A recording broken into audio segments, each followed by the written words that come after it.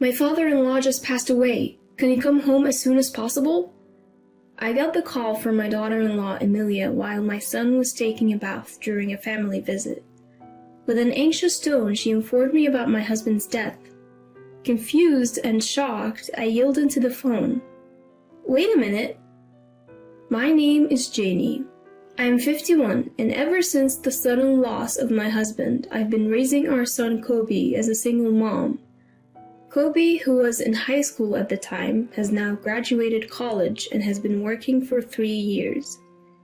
After getting his job, he moved out and started living on his own. Now he's married and he and his wife help each other to make a good life. His wife Emilia is on the quiet side and is, according to Kobe, good at household chores, a good wife. However, from the first time we met, she seemed distant, like she wanted to keep space between us. I mentioned it to Kobe, but he just laughed it off, saying it was all in my head, but I couldn't shake off the feeling. Emilia seems like she'd prefer to avoid our home. She only shows up for Thanksgiving and leaves without spending the night, which only confirms my suspicion. Kobe is my only son, and I had always hoped to get along with his wife. I've even asked Emilia directly if there was something bothering her. Being as gentle as possible, I asked if I had done anything to make her uncomfortable. She simply replied, "No, nothing at all." I eventually gave up on getting close to Emilia, thinking it's just the way younger people feel nowadays. They don't want to mingle with their in-laws, even if they live separately. What's more, I sensed a similar distance with Emilia's own parents when we met for the first time at the wedding. I mentioned to them that my husband had passed away years ago, and it seemed to create even more of a gap. Even though Kobe had told them from the beginning that I was a single mom, maybe seeing it firsthand created some negative impression of me. So, I've decided not to intrude on Kobe's marriage and quietly observed the wedding. Since then, the gap hasn't closed between me, Emilia, and her family. Even though my son and his wife live relatively close, our family dynamics have become distant. Today, Kobe brought over some wedding photos, but of course, Emilia was nowhere to be seen. I feel grateful when I see Kobe, noticing my disappointment, offered to stay over tonight even though he's alone. Makes me proud to see how kind-hearted he's become. Looking at the picture of Emilia, I find myself smiling, thinking how pretty she looks when she's laughing next to Kobe. It's tough to suppress the loneliness when my own daughter-in-law avoids me for reasons I can't understand, even though we're still getting along. After carefully storing the photo and having dinner, I idly flipped through a TV variety show. I'm waiting for Kobe to finish his shower when a familiar melody rings out. It's coming from Kobe's phone left on the table. It's the default ringtone. Curiously, I glance at the phone. It's a call from Emilia.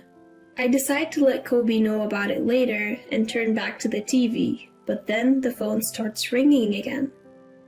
Given the incessant calls, I think it might be urgent, but hesitate to answer it myself. I reluctantly grab the still ringing phone and head to the bathroom to tell Kobe. "Kobe, Emilia's calling. The phone's been ringing a few times now." I subtly hint for him to pick up, but Kobe brushes it off, saying it's fine. "Charge it for me, will ya? Got any snacks? I could go for a drink after my shower. I'll be out soon. Grab something quick." "Well, you're really becoming like your dad, aren't you?" Holding the phone, I head back to the living room and try to plug it in. But I fumble and accidentally hit the answer button. In my rush to hang up, I hit the speaker instead, and Emilia's frantic voice bursts out.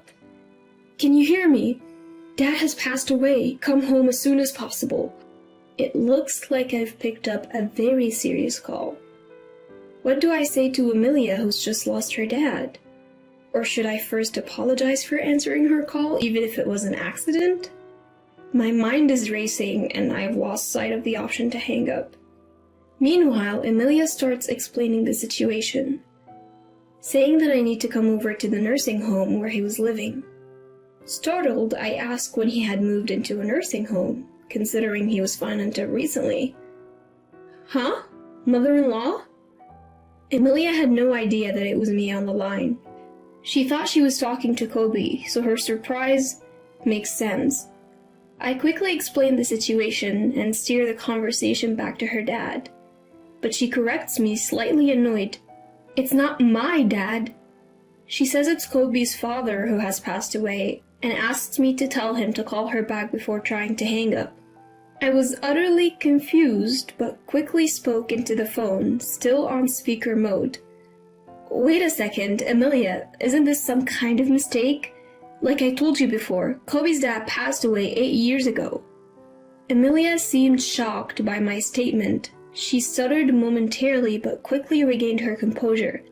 "Now's not the time for lies. Why would you lie about something so heartless at a time like this?" Before I could make sense of Emilia's sudden accusation of me lying, the room fell silent. In that moment, I noticed that Kobe, his face pale, was holding the phone. The call had ended. He had likely rushed over after hearing our heated conversation while taking a shower. Water was still dripping from his hair. It was clear that he'd hurriedly grabbed the phone. I asked Kobe, who was deliberately avoiding eye contact with me, what was going on. "What did Emilia mean when she said your father just passed away? I had made it clear to her before we got married that your father had passed. Why would she think otherwise?" When I pressed Kobe, who was visibly uneasy, he dodged my questions. Whether it was a misunderstanding on Emilia's part or someone who was like a father to him, it was clear he was hiding something. We'd been having a tense exchange for a while. Amidst this, Kobe's cell phone buzzed. The caller ID showed an unfamiliar name, but it looked like it was probably from a nursing home. While Kobe hesitated to pick up, knowing what to expect from the call, he eventually answered right in front of me. Trying to remain silent, I listened in. I could hear most of the conversation, and the caller indeed confirmed what Emilia had been saying. After ending the call, Kobe looked straight into my eyes and finally came clean, leaving me nearly faint. Apparently, he had introduced Emilia to a man unrelated to the family as his father. "I told Emilia that Mom cheated and got divorced," he said. It seemed Kobe had completely fabricated the story for Emilia. According to this version, I had neglected my husband's suffering from early onset dementia, had an affair, and was the one who was served with divorce papers. But due to issues like alimony, I had dragged out the discussions. Eventually, taking advantage of the progression of my husband's condition, I forced him into a nursing home and pushed all the costs and responsibilities onto my son. After agreeing to the divorce, my ex-husband's dementia had already progressed to the point where the issue of compensation for the affair was swept under the rug. Kobe, who lied about our divorce to his parents-in-law, was careful not to show Emilia his marriage certificate when he submitted it. Listening to this story, my mouth was hanging open in disbelief. "So, I told them Mom has been going around telling people Dad is dead. She's probably telling Emilia the same thing, but it's all lies," he explained. "I can't believe he's been telling such elaborate lies. No wonder Emilia and my in-laws don't think highly of me." When I scolded Kobe for lying, he hung his head like a scolded child and mumbled that he wanted extra money for leisure. He thought he could lessen the amount he gives to Emilia by saying he was using it to pay for his father's care home. And shockingly, Kobe even aimed to inherit fake assets from another man. Kobe, who works as a caregiver, met a man with dementia who was a landlord when he went to assist at another facility.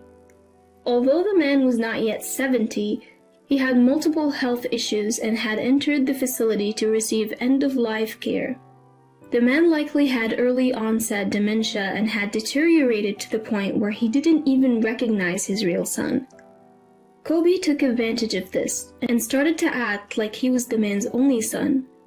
On top of that, using his role as a caretaker, he had the man's real family pay for his residential fees.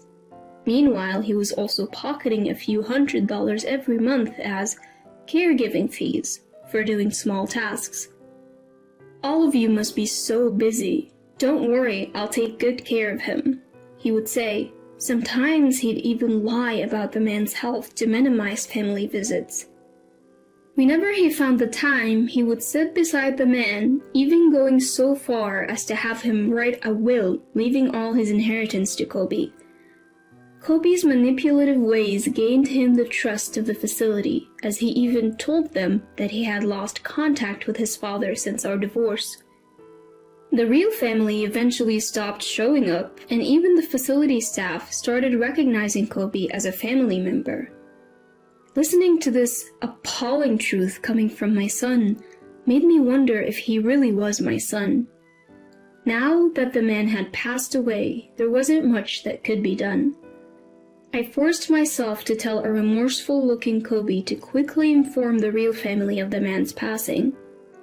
Later, I took Kobe to apologize to the real family, and when they heard the truth, they were understandably furious. "We will sue you for fraud," they yelled. Kobe politely apologized and pleaded to avoid a lawsuit, saying they could nullify the will, but this only enraged the family even more. From the family's perspective, nullifying the will was a given. Nothing had been resolved, including the caregiving fees and the manipulation of the deceased. Kobe, who seemed to think a simple apology would suffice, was at a loss in the face of the family's blazing anger and clung to me, nearly in tears. "Going to court is impossible. Mom, you know it too, right? I don't have money to pay for damages. I've told you everything, help me. A mother always defends her child, doesn't she?"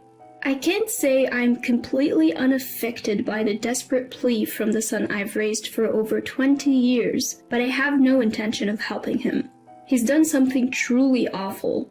I believe he needs to face the full wrath of the family and offer a sincere apology from the bottom of his heart. I apologized deeply, just like Kobe had, and all I could do was show my sorrow to the family as a parent. From that point on, Kobe's life spiraled downward. Emilia, who was his wife, filed for a quick divorce and returned to her parents' home. When faced with the prospect of divorce for lying so egregiously and swindling money from others, Kobe argued back. "I don't want to break up. The money was also for Emilia." When they expressed their wish for a swift divorce and even threatened legal action and financial claims, Kobe had no choice but to back down. He knew that he could be in legal trouble for what he'd done.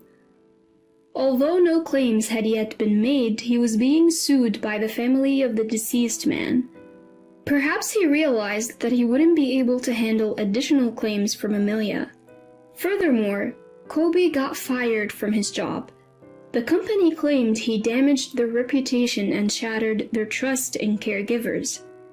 After the court's decision, Kobe was required to pay back the caregiving fees he had received, as well as compensation for the emotional suffering of the deceased man's family. The will left by the deceased man was invalidated, taking into account the progress of his dementia. Kobe, who had almost no savings and was already unemployed, was now burdened with massive payments, including legal fees. Choosing city life for better job prospects, he rented a small, old apartment. He's barely making ends meet through day labor, trying hard to continue payments. He had reached out to me for help multiple times. Each time, I told him I had already helped enough by co-signing his lease and urged him to reflect on his mistakes. Now, juggling multiple jobs and searching for better paying work, he doesn't even have the time to complain. As for me, I continued to live alone. However, Emilia and her parents graciously visited me to apologize. They said they were sorry for their ill-mannered behavior, which was based on a misunderstanding of me. But I knew it was all my son's fault. We left it at that, acknowledging the unresolved issues between us. Since there were no children and the divorce was finalized, I don't expect to meet Emilia again. However, we still exchange seasonal greetings through letters.